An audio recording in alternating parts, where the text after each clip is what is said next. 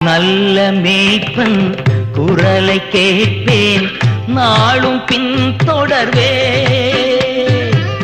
நல்ல மேய்ப்பன் குரலை கேட்பேன், நாளும் பின் தொடர்வேன். தோளில் அமர்ந்து கவலை மறந்து, தோளில் அமர்ந்து கவலை மறந்து தொடர்ந்து பயணம் செய்வேன், தொடர்ந்து பயணம் செய்வேன். எனது தலைவன் இயேசுராஜன் மார்பில் சாய்ந்து சாய்ந்து மகிழ்ந்து மகிழ்ந்திருப்பேன்.